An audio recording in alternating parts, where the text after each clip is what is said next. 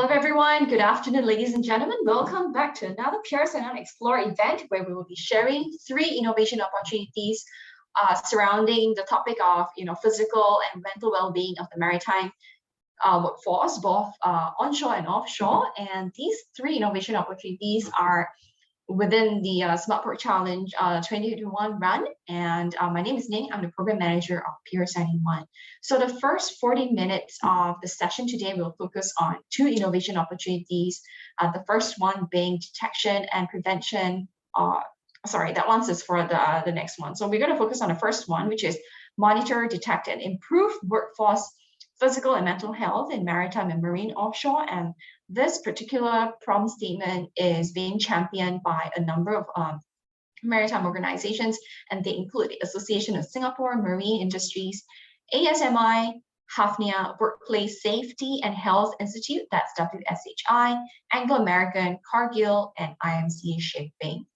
And the second innovation opportunity that we're going to discuss together in this session is actually championed by PSA Marine and PSA unboXed, and the topic is on real-time monitoring and early detection of health risk through wearable technologies. Now, before we begin, I'm going to invite all our panelists to introduce themselves very quickly, which team they're from, which organization they're from, and so on and so forth. And we'll also be taking questions live today. So if you have any questions at any point in time, you can use the Q&A function. If we can't answer all your questions today, we will be getting back to you shortly. And for our audience who are watching us on Facebook Live, you can also leave your questions on the comment section and we'll get back to you. All right, maybe we'll start off with our colleagues from ASMI. If you could just share a little bit more about yourself. Right, maybe start from me. My name is Alex. Today I represent ASMI. So for ASMI, right, is ASMI, Association of Singapore Marine Industry. This is a non-profit trade association formed back in 1968. So ASMI represents different sectors of the marine industries. These include the big and small shipyards, manufacturers, suppliers, or any business that directly related to the marine industry. And further to that, I'm the chair for ASMI WSH committee. Thank you. Hi, everyone. I'm Derek. Actually, I'm a colleague of Alex. I'm the co-chair for the WSH committee for ASMI. I'm working with Capital Offshore, taking care of the health, safety, environment aspect of the organization. Thanks. Then maybe we'll move on to Shankar. Thanks. Good afternoon and good morning to all of you, wherever you're dialing from. My name is Shankar and I lead the innovation department for Hafnia. And for those who are not familiar, we are an energy transportation company. And we are both vessel owners and operators as well. And the innovation department basically does a lot of work with startups, and I also create new digital ventures as well. So very happy to be part of this this cohort, and looking forward to your great ideas. Great, and we do have colleagues from the Workplace Safety and Health Institute.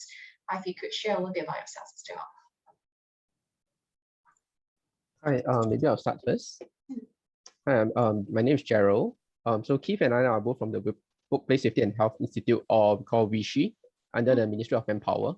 We are in the tech team where we aim to increase the industry adoption of WSHI tech solutions to prevent workplace injuries and ill health. And how we do this is we actually identify WSHI issues across different industries, we source for tech solutions in the market, and we also facilitate development of solutions via innovation challenges such as the Smart Port Challenge. And we'll also work with other stakeholders and partners like ASMI to drive adoption of good solutions. Yep. So that's a brief introduction for WSHI. Keith, do you have anything to add on? No, I think Dora has mentioned everything so far. Good to see everyone in this call today. All right, thank you. And lastly, we have our colleagues from PSA Marine. That's Bernard. Hi, good afternoon and good morning, wherever you're dialing in. My name is Bernard, and I'm the Head of Fleet Management in PSA Marine. I look forward to this opportunity to work with startups on the challenge statement. Thank you once again for giving us this opportunity to be here. Okay, thank you. So we'll just dive right into our topic today, right? on how do we monitor, detect, and improve workforce, physical, and mental health in maritime and marine offshore. So I'm really curious. Perhaps we'll start off with ASMI and WSHI, and what problem is it specifically within this area that your organizations or the industry behind you, right, is trying to resolve?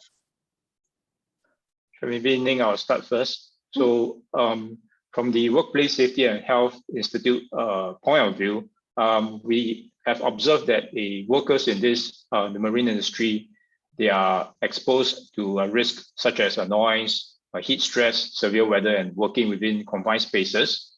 So we also observe that they are typically working on long hour shift and may experience fatigue and mental stress. And over time, this builds up negatively on the and affects the health and the well-being of workers. So from our perspective, we think there is an opportunity for us to look at real-time monitoring to ensure that there's fitness for work for workers on duty on that day, and to assess their exposure risk of worker that may result in longer-term occupational diseases. Okay, actually, has this issue been around for long? As in, how has it changed throughout the years, such that whether there are new challenges to this issue currently, like for example, the working environment, physically wise, I guess it has always been that way, because our marine and our marine and offshore workforce are always subject to harsher weather conditions where they work. It's tough. But what I'm trying to ask is that are there any other complexity that adds on to this particular issue these days, such that the solution providers will also have to take into consideration?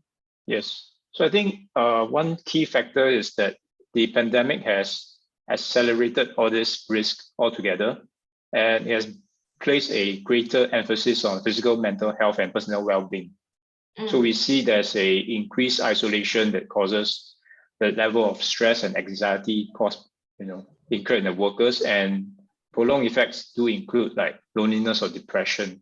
So we think this is the right opportunity this year to visit this problem statement, and because this is the time where we can leverage on technology to be a buddy system or to be a health system to alert the workers, rather than rely on themselves to report to their supervisors. So and overall, I think the message is that healthy and fit workers can concentrate better and work safely, and therefore improving productivity. And this is in line with what MOM's vision and values are, which is a great workforce is a great workplace. Yeah, I think more than ever, we are seeing the importance of mental well-being, how it really affects everyone, right? Not just on a daily basis, but the quality of work that we put in as well. So Shankar, do you have anything else to add on from your perspective, and seeing how you also represent a different organization, or is the scope slightly different or anything? No, I think Keith mentioned a lot of great points there, and just to add on, I would kind of say, whenever you're trying to solve for a challenge, try to put yourselves in the shoes of those you're facing that challenge, right? So imagine you're in the middle of the ocean, you haven't seen your family for months, and you are on shifts, you're working all the time. You're under a lot of stress, be that physical or mental, right? So is the problem a lot more worse due to COVID? I would say it is. But to start with, I think we need to be a lot more empathetic to the person, and we need to kind of think about, what are the root causes of the problem? How do we challenge this, or how do we see this not just as something that's just going to measure and track a person's well-being, but sort of address some of the more fundamental issues as to what is causing these issues, right? Where's the mental stress coming from? How can you actually challenge solutions, or target solutions which can solve those problems? So I would urge everyone to kind of think a little bit more deeply along what the areas of what's actually causing these problems, and sort of target your solutions along those lines. And it is a challenge, not just on the physical well-being, but definitely also on the mental well-being. And it's only gonna become worse, right? Because we're all demanding more from our seafarers without really thinking, what's the situation that they're under all the time. So I would say empathy is a key word. Try and really understand, what's causing these issues, and then target your solutions there. Don't think tech or digital first, because how many of us have mobile phone apps? A lot. How many of them do we use on a daily basis? 2, 3. How do you create stickiness with users? How do you kind of enable them to use whatever solution you're creating for them and solve a particular problem that they're facing? So I think thinking a little bit more deeply into the root cause of the problem might be a lot more efficient. Okay, well, that's quite clear to us. Yeah, and I can't imagine, once the seafarers go out to sea, it's a couple of months before they're back on shore, right? And it's pure isolation. Of course, you can always argue that they see the best, what do you call it, sunsets and sunrises, but but that's not quite right when you don't have your social support system and everything ready at hand, and that's not something that can be appreciated by people like us who are not in their shoes, and that's right. So even though we are looking for innovations and technologies to help people, but we have to bear in mind that it's people that we're trying to help right here. So stop being too robotic or too analytical, but then more towards being empathetic towards another friend or peer. Yeah, so that's a good tip. But I'll come back to that later, and then I'm gonna hop on to PSA Marine and invite Bernard to share what is the particular scope of the challenge that you're looking at. Thank you, Ning. Just building on what has been shared by the team, I think we are focusing a lot on health and well-being of our marine crew. They run our hovercrafts and operate within the port limits. So we are looking at the possibility of leveraging the potential of wearable technology, as well as the mobile coverage, and to combine it with some of the applications that could be linked to the mobile phone.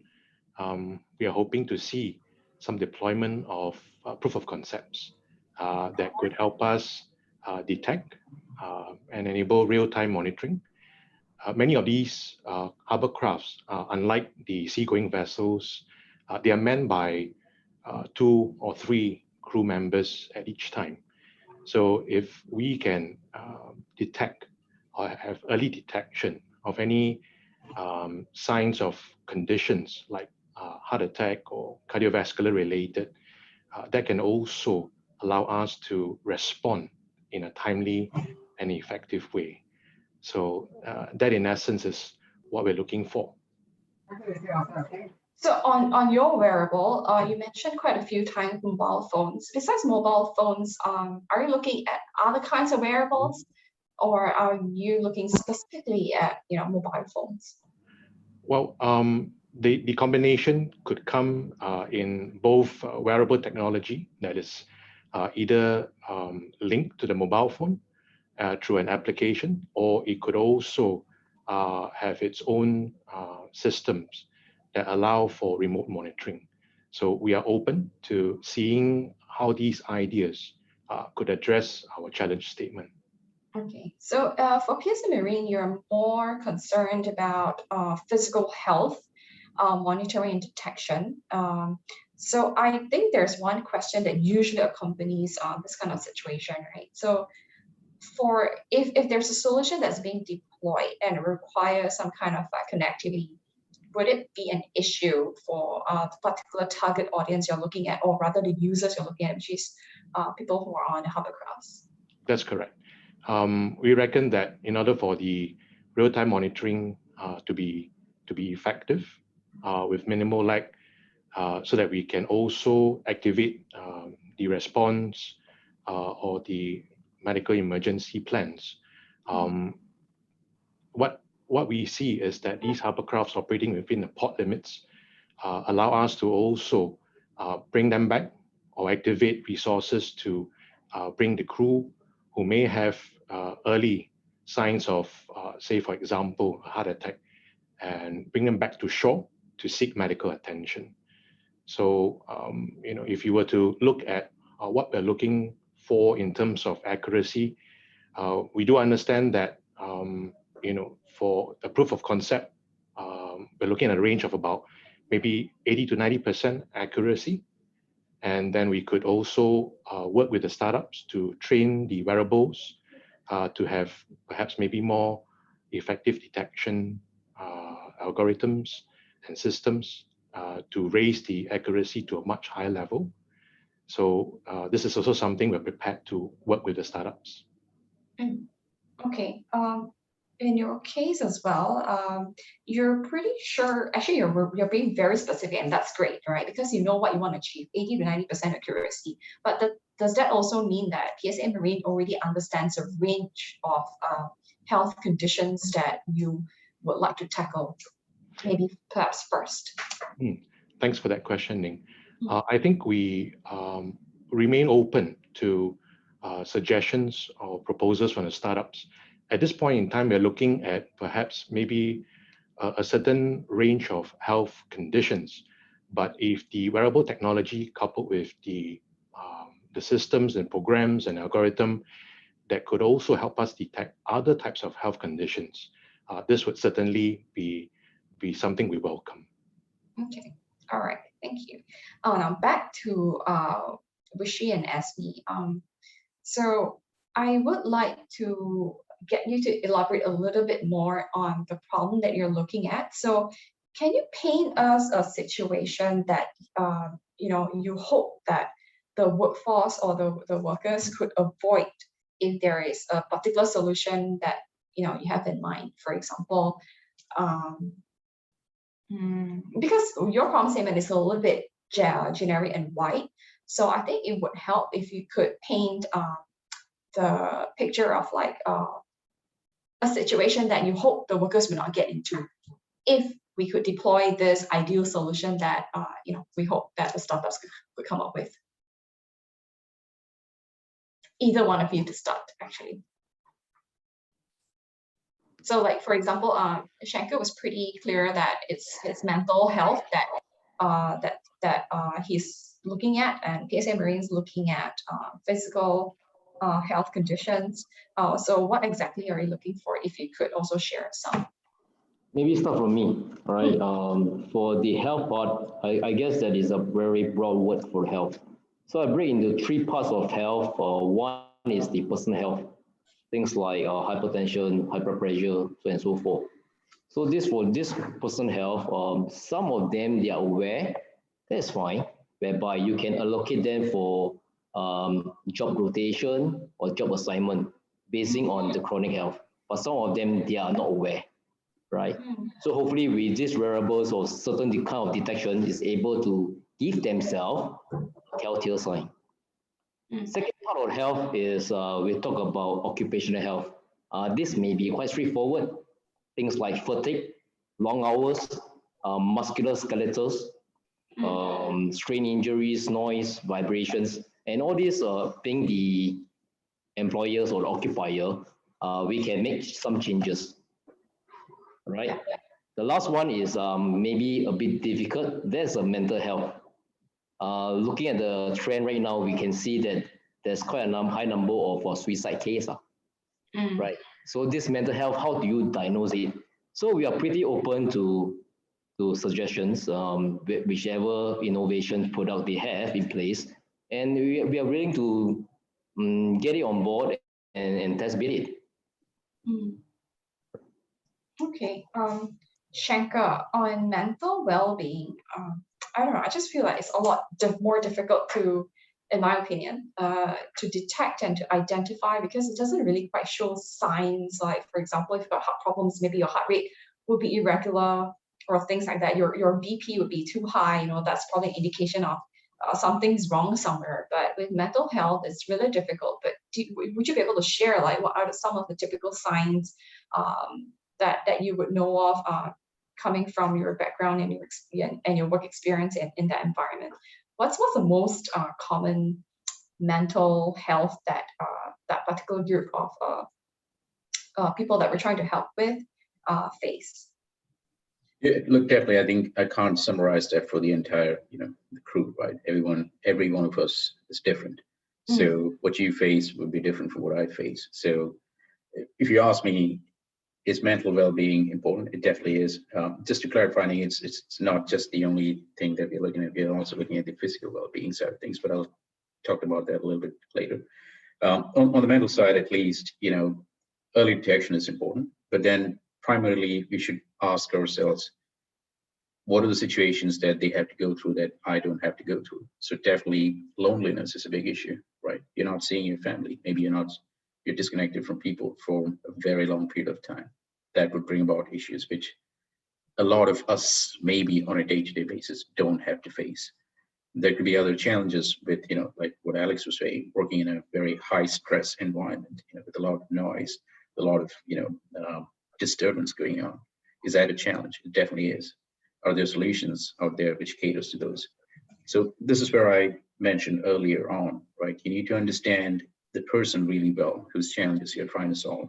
Because if you ask me today, are there mental health and well-being startups? There are. Are there a lot? Yes, there are a lot. Are they really differentiated? Probably not.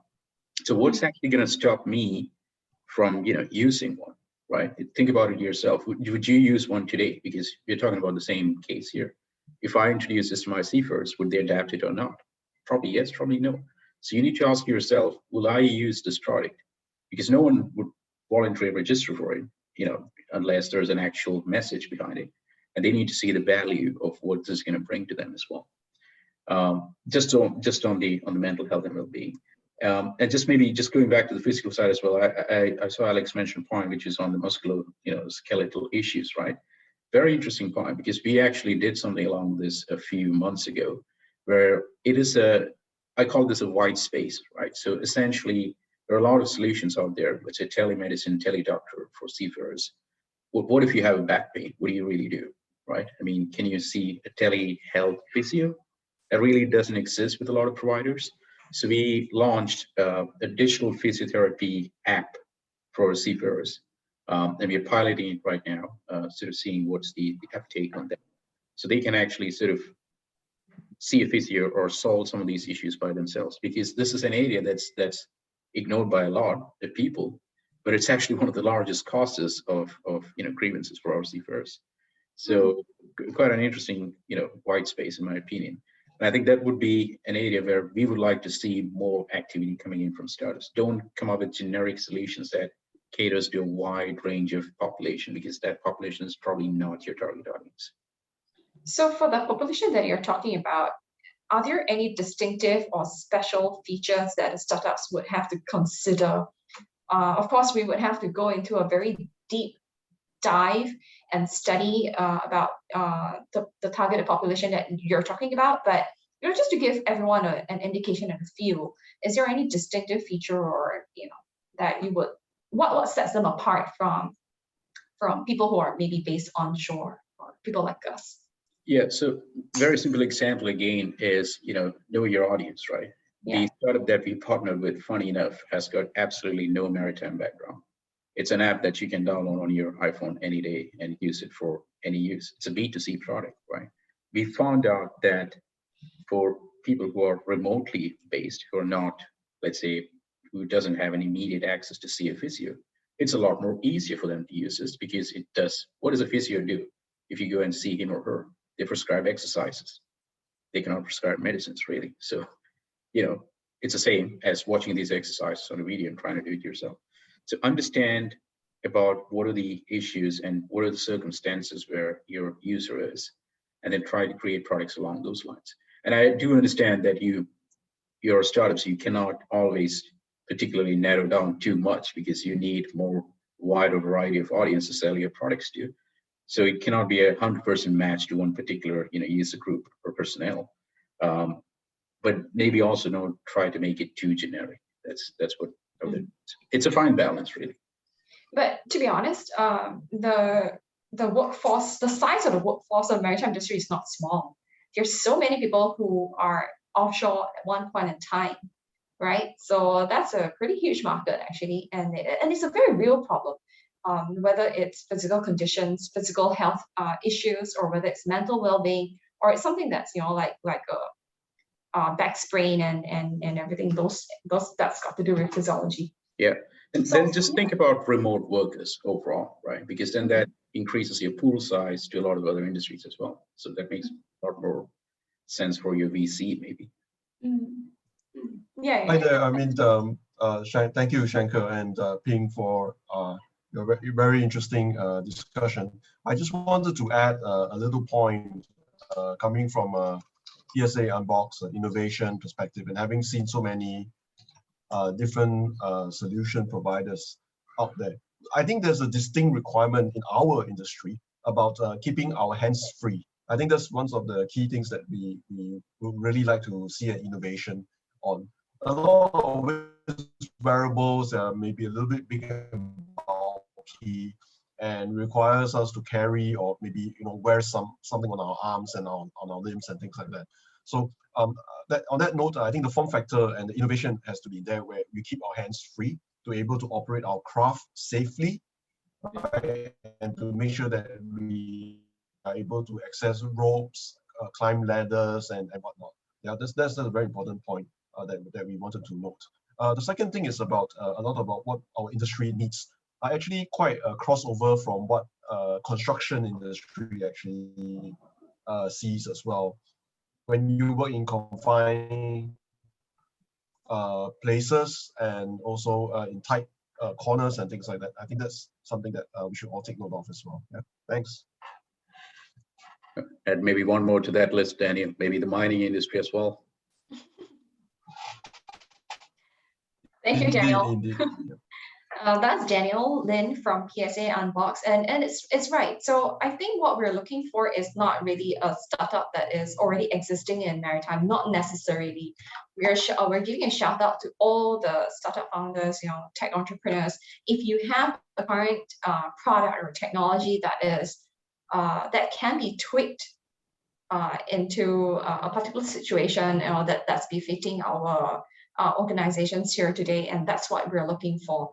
So we welcome people to reimagine their technologies and their products for a new market, a new user, and it's a very large user group to be honest. So I hope that's enough encouragement for our tech entrepreneurs here today. I am going to wrap up quickly, but I have one last question for all our organized corporates here today, and that would be, what can a finalist expect when working with you on a particular idea? So the process goes this way. Right now, we're doing a shout out to all the tech entrepreneurs out there, and then we hope that they would have a more or less customized solution that would answer your particular innovation opportunity. And then if the corporates like it much, and then there's traction or interest from the market, and then we would definitely pick that proposal to be one of the finalists. And so when they are chosen, how would you work with them so that that idea or that product can be brought further? I think it's a challenge, because if they're reimagining something that they have already developed for another industry, there is quite a bit of a runway that they need help to get it fitted for the maritime industry. And the maritime industry is not particularly the easiest to access, I think, although it affects our daily lives, but it's still a little bit opaque to people that are not operating within the industry. So basically, how would you work with the startups? I am going to start with WSHI, perhaps. Sure thing. Thanks for the question. But just to share with you, because we are coming from a government agency perspective, so we took this opportunity to work with ASMI to understand how we could identify marine corporates to support the test bedding for the potential phase of testing the solutions at the later phase.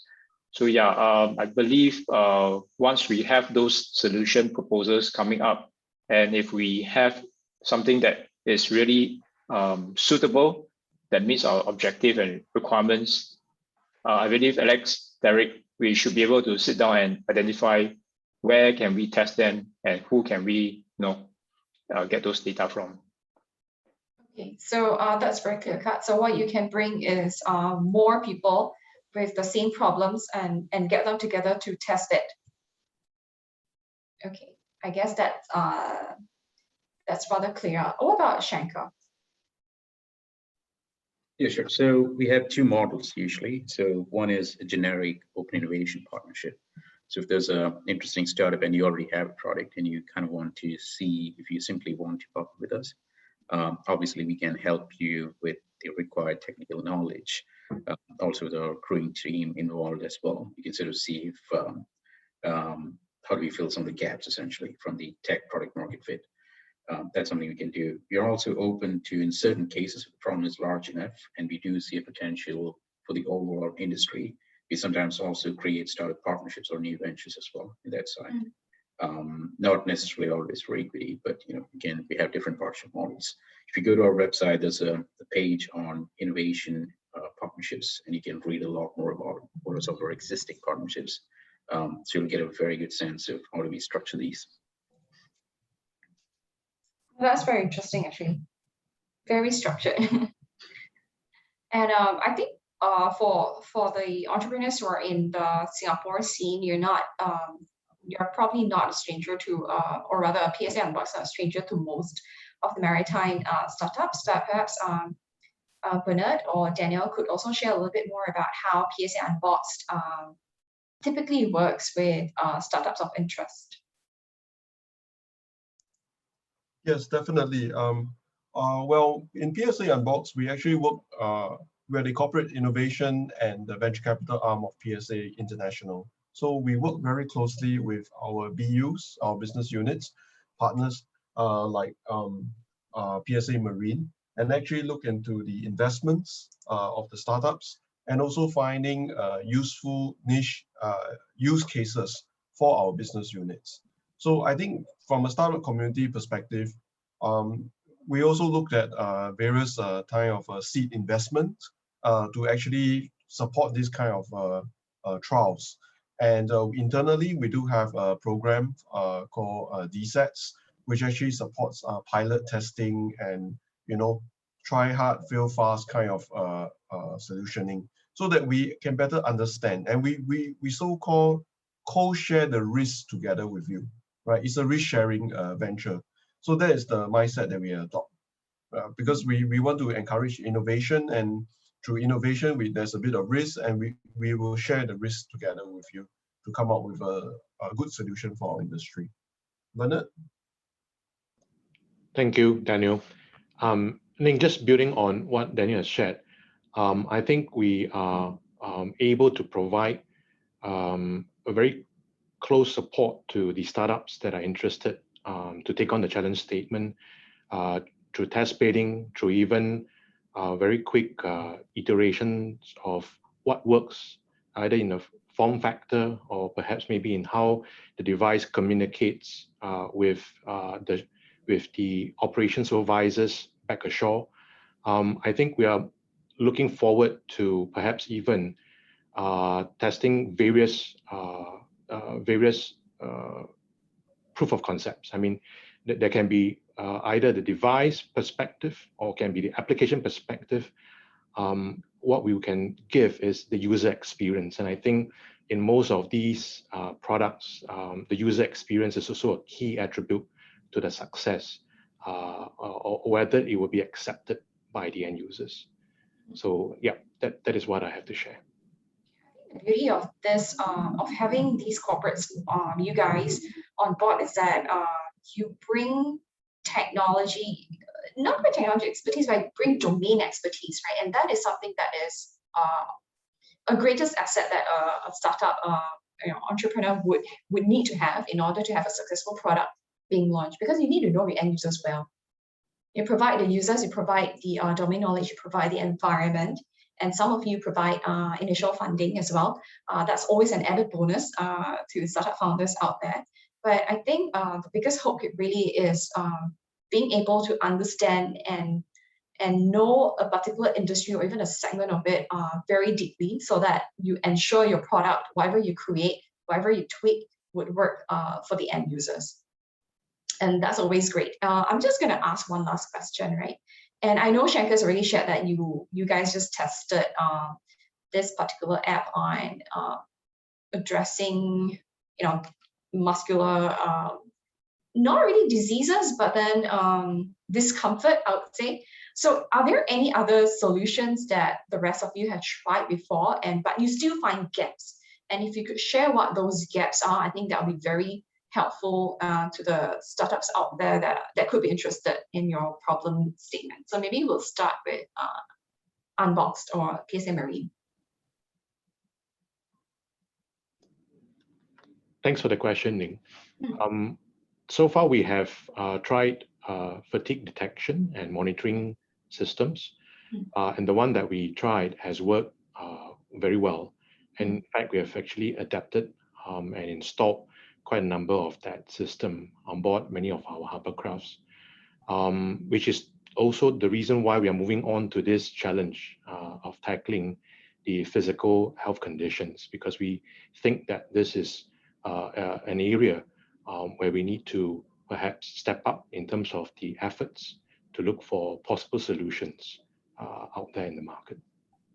Thank you. Okay. ASMI and also and also to add on to Bernard from PSA Marine, I think in light of the post-pandemic COVID-19 situation, there is a greater impetus for such wearable solutions and remote detection capabilities in light of all these pandemics, and really we want to see some effort in terms of collating of data, right, and having those data correlated with our workplace health and safety injury database, and how we can triangulate and help to improve workflows and practices so that we can reduce the number of injuries and also to reduce the number of contact and yet ensure the safety of the craft operations. Yeah. Okay, I guess the scope is getting really big, and so we're not expecting just one particular solution to fit everything, but maybe one solution could tackle a certain portion of it and be really good in it, and then you can expand, or you could take a couple more solutions to resolve the kind of issues that you're looking at today. So Keith, Gerald, Alex, Derek, do you have anything else to add on? I know that this is the first year you guys are running this together with Smart Challenge. So do you know of any of your corporates that have tried any solutions before, and if there are any shortcomings or gaps that are still unaddressed? Yep. Well, for WSHI, so for WSHI, we are not actually the end users, but what we do is we look out for solutions. We do tech scans online. We speak to users. We speak to vendors. So our understanding is that currently most of these health monitoring devices are targeted more at the consumer market. So for the industry, there's a gap there in which some of the signs that some of the indicators that we want to track, for example, heat stress, for example, fatigue, may not be so common in currently available solutions. So there's probably some this gap that can be addressed by the tech vendors. Okay, and probably the build is also different. Like it has to withstand maybe more harsh conditions and things like that, right? Instead of, if you spend 8 hours a day in an ACON condition, that's entirely different kind of a target audience. Yeah, and I guess you probably don't want to get everybody to wear an Apple Watch. So I guess cost and the hardiness, ruggedness of the device matters as well. Yeah, that's right. And Shanker, any final words before we wrap up the session? Yeah, just two things actually. One is, I think it was mentioned before, bandwidth. I think that's a very serious thing, especially if you have really good content. Find out a way to, and I think it's not an easy problem to solve, but try anyway. Second thing is data privacy and data security. And I think it's not very obvious, but would you actually trust an app to capture your data and your information and have confidence in it that you're not going to share it with your employer? So, think about it again, right? I mean, why would a seafarer want to share his or her data with you? So think about all that aspects. I think it's very important. Again, think mainstream B2C apps, don't make it any less in terms of features or in terms of quality, but try to find a way to make it robust. I think that was a big point that was mentioned. I totally agree with that as well. And also in a low latency environment, how does it really work? Those would be really critical, because that's one experience that we are facing at the moment as well. Bandwidth is definitely an issue. So there's no immediate solution to that. So other than make it very light in terms of the use. So that would be interesting to see some more innovation in those areas. Okay, all right, so thank you so much, everyone. So we're going to end our first half of the session. We're going to move on to our next problem statement on detection and prevention of near-miss workplace fall injuries without vision analytics. But before that, I believe we have a few information that we'd like to share, and it's going to come on screen really soon. But before I end, I'm just going to thank Shankar, Bernard, for being here with us today, as well as Daniel. So can we have the information on the screen that we'd like to share? If you'd like to find out more about the problem statements, innovation opportunities, you can head over to www.PSA21.sg. On the website, you'll be able to see all the videos, all the information in greater details. And then if you still have any other questions, you can always write to us. That's enquiries@psa.sg. And so we try our best to have them answered. And don't forget to submit your final proposal by 10th of August. Okay, I guess, yeah, that's all for the first half, and then we'll move on to the next one that is also being championed by ASMI and WSHI.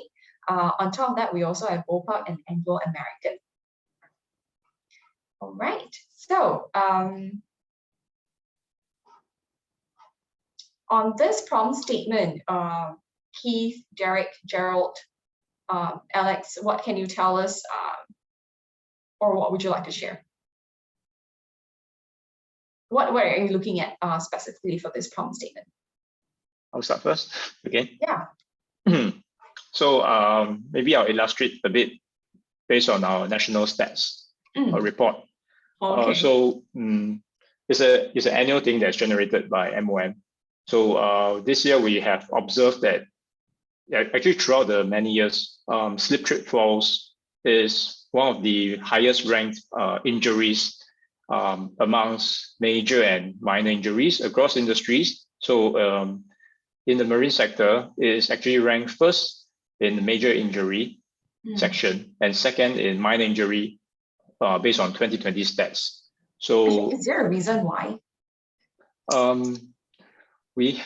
We're trying to collate those data, but it varies because the amount of workplaces that a marine worker has to go embark varies from place to place. I mean, Derek and Alex could share more.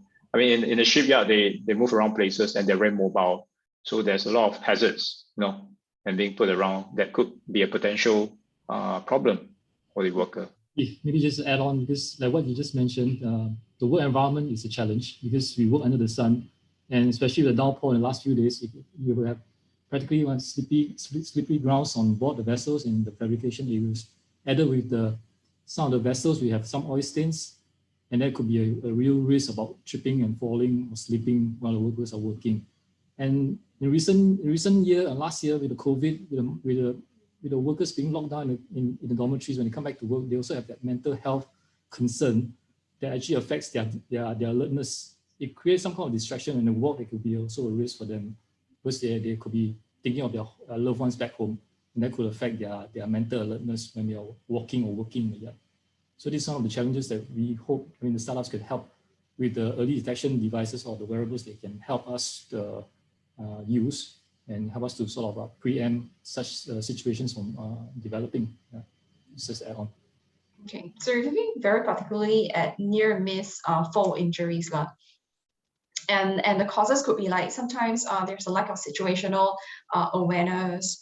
Like you said, some conditions, some factors are just not cannot be avoided. For example, bad weather and all that. And sometimes there's also structural obstruction or clutter. But I'm also curious, I think there's also a question about this. Why without vision analytics? So maybe I'll start first. So we are aware that vision analytics is big on the market and is a growing traction to leverage on over the next few years. So we've discussed this internally, with ASMI, and we do know that based on the current environment that we have in the marine industry, we think that not many places can be installed with a CCTV, especially in the shipyard areas. And this will limit the effectiveness of video analytics. However, we do want to point out that we are open to the idea of considering VA as a secondary feature. But we do want to highlight that we want it not to be the primary feature for this solution to work. I see. Okay. And when you talk about workplace, right, I just realized that it can be rather generic. So you're talking about even on board a vessel, at shipyards, ports, maybe. So all these are within your consideration. Yep, that's right. Okay. And I suppose all of them will present very different challenges, and the solution you're looking at would probably have to be slightly tweaked to be fitted for that particular environment that we're tackling. So I think in terms of workplaces, correct me if I'm wrong, Alex and Derek, we do have places like the ship vessel corridor, which is very narrow. It's not maybe not even mobile for some, and the installation of CCTV would hinder your daily operation works. And places like the dry docks, shipyard dry docks, where painting is conducted daily, these places are off limits to CCTV. So we couldn't leverage on video analytics, to carry out this solution effectiveness. Yeah, there are also issues about, how much the video can capture, because there are certain angles and certain corners that the CCTV can't reach.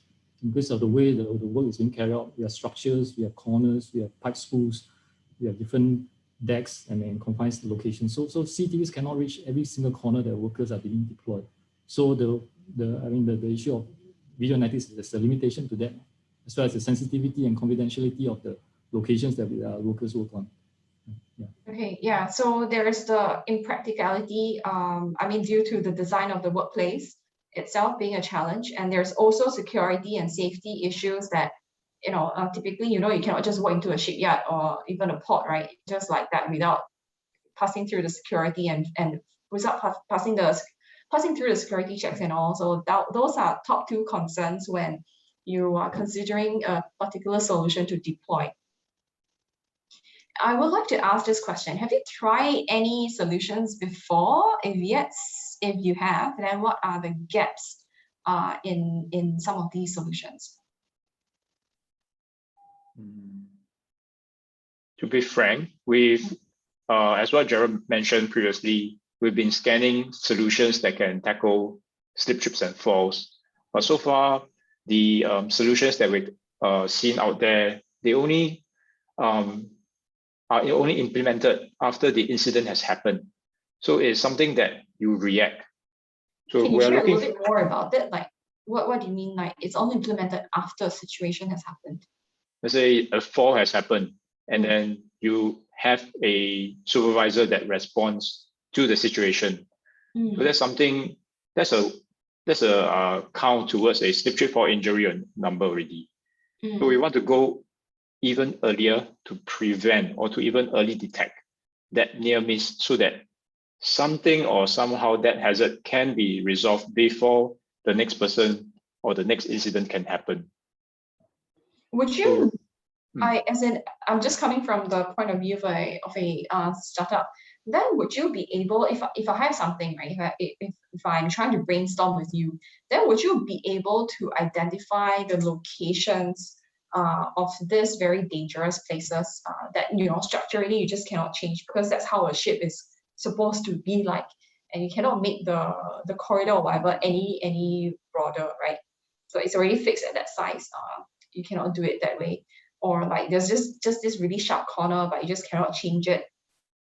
So are you able to identify already the particularly dangerous places where all these near misses typically happen? Yeah, so the situation that you mentioned is very real, which is why we're thinking if a solution can help us to identify these areas, that'll be the best. So for example, if you have a solution that can tell us that, oh, there's a group of workers who had a near miss at this particular location, then we know that it's a hotspot. Something has to be done about it. I mean, then the team can deep dive to find out, is it because of the structure? Is it because there's an oil spill there? Or that there's some clutter there that's not being cleared up by somebody. So having such alerts to the hazards, to near misses, will enable somebody to take action and somebody to actually rectify the issues. Yeah. I see. And sometimes it may also be down to the worker. I think, as mentioned earlier, sometimes it's their mental state. So through data, you may even identify, oh, worker A has been sleeping randomly throughout the day. Is he under some stress? Or perhaps even his shoes are slippery, for example. So by having such data, by being able to detect such incidents, near misses or hazards, something can be done, because the reason why there are so many steep slips and falls is because it can happen to anybody, anywhere, for all sorts of reasons. It could be your shoes, it could be the floor, it could be your mental state, it could be, just they are just distracted. Yeah. I see. Okay. All right, understand. And would you have in your mind an ideal solution, how it should look like, or what should it achieve? I believe Keith, you have something to share, right? Yeah, I think I can share my screen and maybe we'll walk through on this. What we desire the solution to be, or the outcome to be. Are you able to see my screen? Yes, though we are looking at a presenter's view, I believe. If you could just change it. Okay. Yeah, that's great. All right. So I think we break it down into 3 segments: response and intervention, which is the top product or the solution requirement that we're looking for, so that we can detect those and provide those real-time alerts when those falls happen or even the near miss happens. And as what Gerald previously mentioned, if it could identify and cluster those hazards early so that people can come in and rectify it, that would be great, based on the location tracking and stuff that we have on the available technology right now. And if the person is injured and overboard, falls overboard, it sends a real-time alert for emergency response. That'll be awesome too. And on the second portion, on the digital safety management, if there's a rectification of the work of the hazard being resolved, I think we should record it digitally, making use of digital resources on the platform and such, and also perform some kind of analysis and insights that see whether the worker is more prone or the area is more prone to slip strips. That'll be awesome too. That's on the second portion.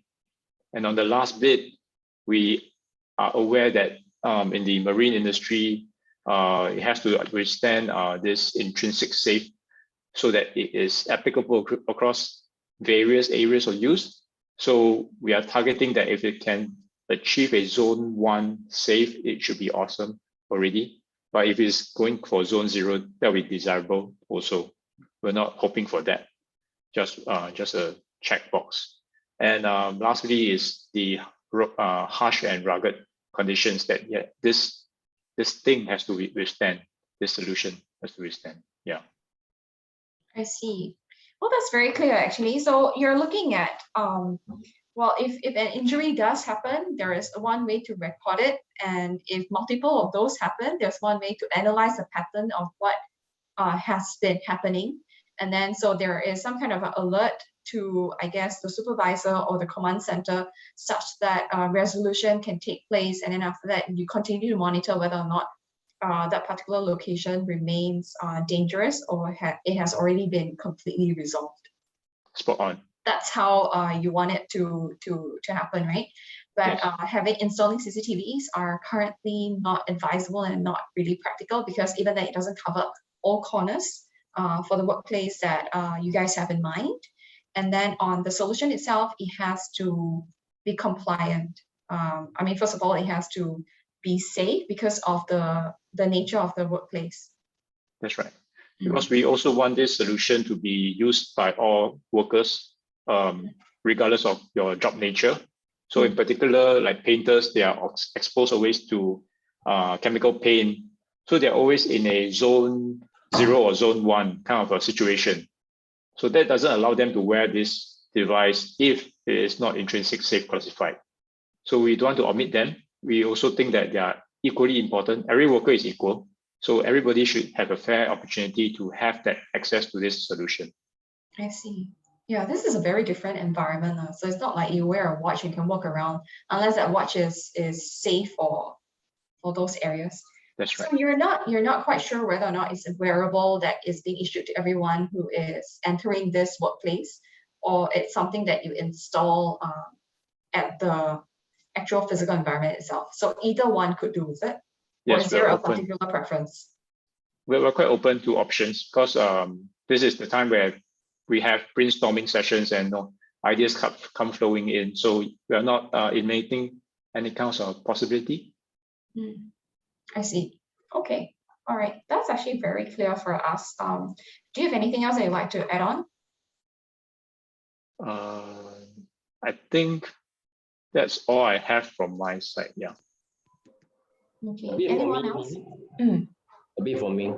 Yeah. I guess that this will it be something like in terms of proactiveness, things like with AR, that is for the safety personnel or certain supervisor, before they put in the workers to work, they have these wearables like safety glasses, is able to detect, to say that is the handrail of correct size, correct height, including the grating, before allowing the workers to work. Do they have something like that? So in terms of innovation, ASMI has run, I think, the 21 year of innovation, but that is more on the process. We are not so strong in terms of technology. So with the wearables, in terms of like safety glasses, because the shipyard workers, they are wearing safety glasses. Is there something like an AR where you scan the room, you are able to see that things are of correct position, grating are being fixed before allow the workers to work? Are they able to do that? I do not know. So we're talking about up-level PPE. This one is no longer your normal PPE with your hats and everything, right? Yeah, to me is PPE that is very much to behavior. I'm tackling about our duties being the occupier and the employer. We have to make sure that the working environment is safe. So once it's safe, we allow the worker to work. That is more on the worker's behavior, individual of them. Through training, through the PPE that we give them, they are supposed to use them. So let's say the workplace is safe. What if they forget about certain PPE? It's still safe. I mean, the accidents were significantly reduced. But let's say, even though the workers have 100% PPE, the work environment is not safe.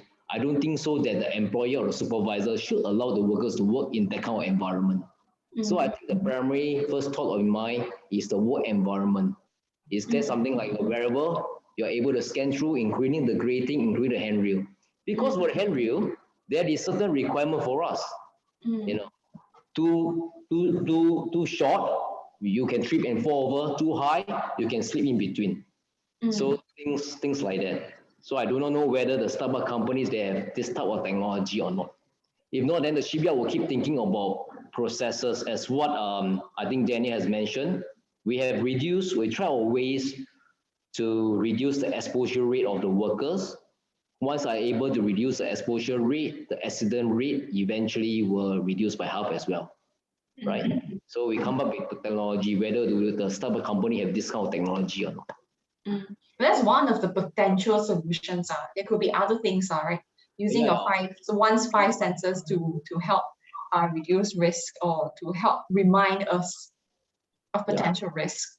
Yeah, correct. In line to that, of course, we know that having the wearables or maybe the CCTV, right, for the entire yard, how many CCTV are we talking about? Because, you know, you can't possibly recover everywhere because in green confined space. The wearables, we have easily a site, you got 5,000 or more than 1,000 workers. Not all the workers will have wearables. So I'm thinking about a startup company, would they have a wearables? That's only for the safety officer or perhaps a supervisor, just to ensure the workplace is safe before they allow the workers to work. That is my I see. Okay. Okay, that's pretty clear to me. All right. Well, that ends our session here today. Thank you so much all for dialing in. I already have inquiries in my email asking about your particular innovation opportunities. So I'll be sending them your way after this.